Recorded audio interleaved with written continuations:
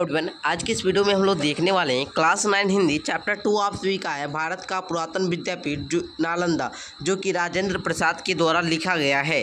इस अध्याय में बनने वाले जितने भी ऑब्जेक्टिव क्वेश्चन हैं, सारे ऑब्जेक्टिव क्वेश्चन को मैं आप सभी को इस वीडियो में देने वाला हूं। सो आप लोग चैनल पर नया है तो चैनल को सब्सक्राइब करके वीडियो को लाइक कर लीजिएगा, ताकि आप लोग को क्लास 9 के सारे चैप्टर का मैंने ऑब्जेक्टिव अभी सीरियल से करवा रहा हूँ। चैप्टर 1 का अगर आप लोग नहीं देखें तो जाकर देख लीजिएगा, क्लास 9 हिंदी का प्लेलिस्ट बना हुआ है।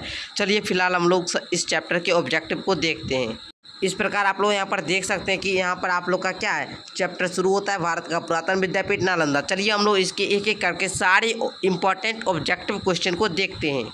चलिए, तो इस प्रकार आप लोग का चैप्टर यहाँ पर आ चुका है और आप लोग का फर्स्ट क्वेश्चन भी आ चुका है। यहाँ पर क्या है देखिए आप लोग, और हल करने का प्रयास कीजिए। देखिए फर्स्ट क्वेश्चन है, राजेंद्र प्रसाद का जन्म कब हुआ? ऑप्शन ए है 1884, बी है 1984, सी है 1774, डी है 1947।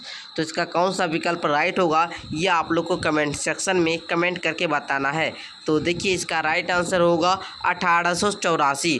3 दिसंबर 1884 को राजेंद्र प्रसाद का जन्म हुआ था बिहार के सारण जिला में। गांव का नाम था जीरादेई। याद रखिएगा, आगे आएगा ऑब्जेक्टिव। कहता है उनका जन्म किस जिला में हुआ? अभी हमने बताया कि सारण जिला में। ऑप्शन ए इसका राइट आंसर है। आगे देखिए क्वेश्चन नंबर 3 आप सभी के सामने है। उनकी मृत्यु कब हुई थी? किनकी? राजेंद्र प्रसाद की मृत्यु कब हुई थी? ऑप्शन ए में है 1 मार्च 1946, 28 फरवरी 1963, 1 मार्च 1946, 14 जनवरी 1987। तो इसका राइट आंसर जो होगा वो होगा ऑप्शन नंबर बी, 28 फरवरी 1963 को उनकी मृत्यु हो गई थी, अर्थात ऑप्शन बी इसका राइट आंसर है। क्वेश्चन नंबर 4 आप सभी का है, सबसे पहले उनका नामांकन कहाँ हुआ था?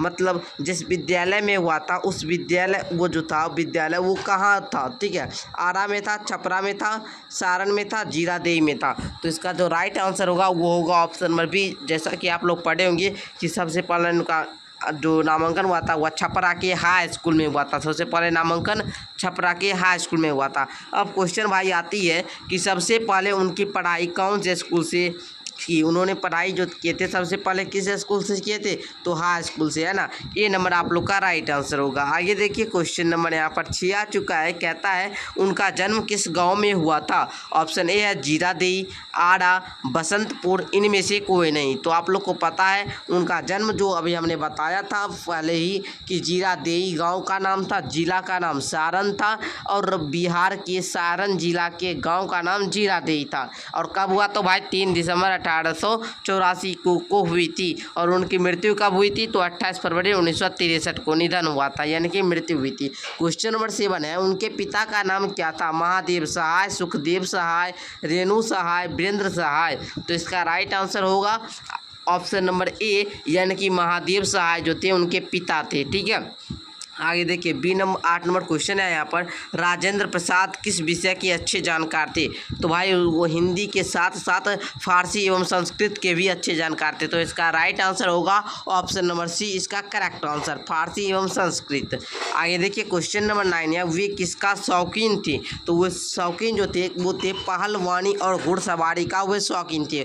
ऑप्शन ए इसका राइट आंसर होगा। क्वेश्चन नंबर 10 देखिए, कहता है हाई स्कूल में वे किस दर्जे में रखे गए? 7वें, 8वें, पहले, दूसरे। तो इसका राइट आंसर होगा बी नंबर ऑप्शन, यानी कि 8वें दर्जे में रखे गए थे। तो आगे देखिए क्वेश्चन नंबर आगे जो आप लोग का है 11 नंबर, कहता है वार्षिक परीक्षा में कौन से स्थान पर आए थे? तो प्रथम स्थान आप लोग को पता है, वो प्रथम स्थान से पास किए थे मैट्रिक की परीक्षा।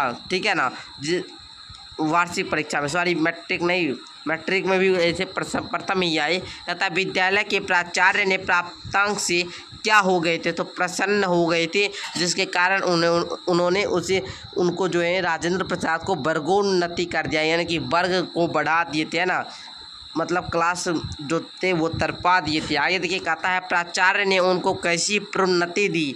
दोहरा, पहली, तीसरी, चौथी। तो इसका राइट आंसर होगा ऑप्शन नंबर ए, दोहरा, है ना, दोहरा उन्नति प्रोन्नति दिए थे। आगे है क्वेश्चन नंबर 14, वे किस वर्ष मैट्रिक परीक्षा पास किए थे? तो बताइए 1902 में, 1903 में, 1904 में, 1906 में। तो इसका राइट आंसर होगा ऑप्शन नंबर ए अर्थात 1902 में वो मैट्रिक परीक्षा में पास किए थे। क्वेश्चन नंबर 15 है, मैट्रिक परीक्षा में वो कौन सा स्थान प्राप्त किए थे?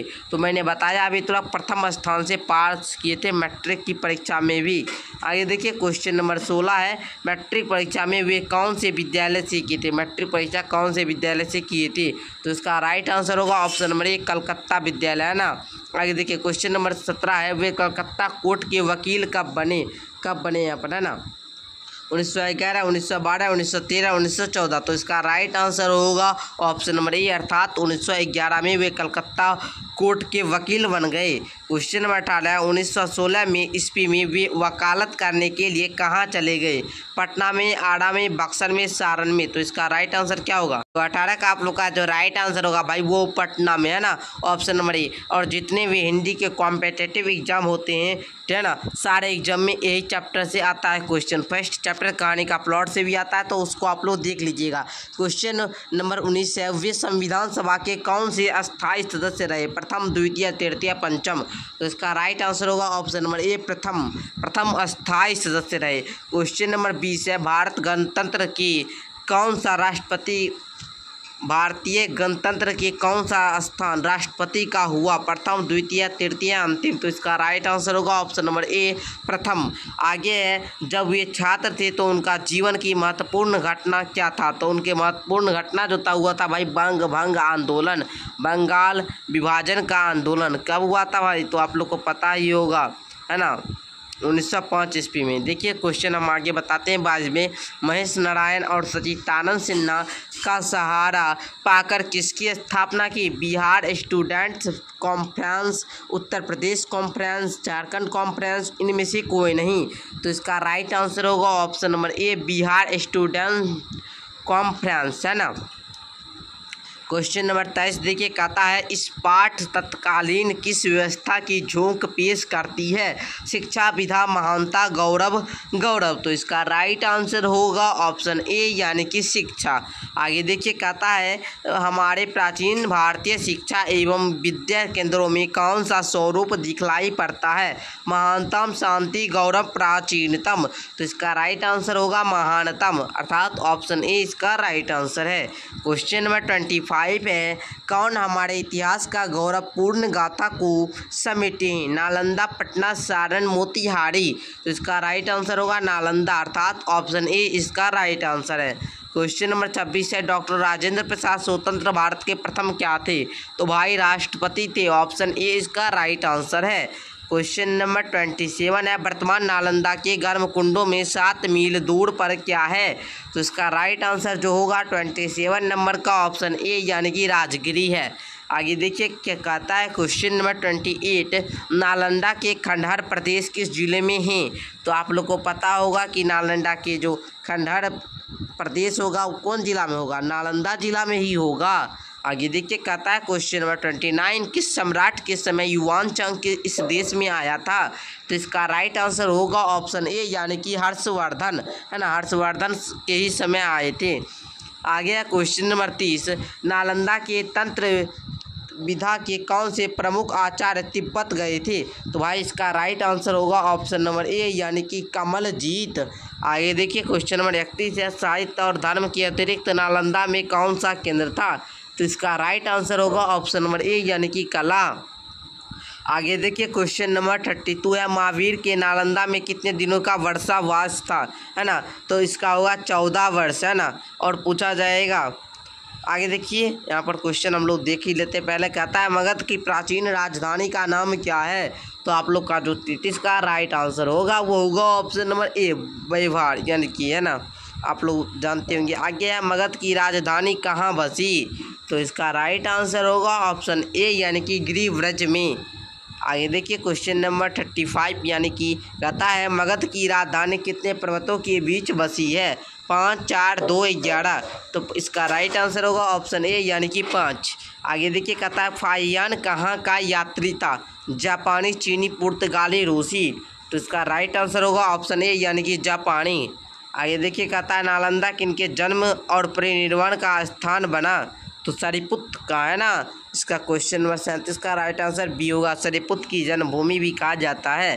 कहता है नालंदा प्रधान रूप में किस धर्म दर्शन से ज्ञान दान से जुड़ा था, तो बताइए इसका राइट आंसर क्या होगा। क्वेश्चन नंबर 38 का राइट आंसर ऑप्शन ए होगा, यानी कि बौद्ध धर्म।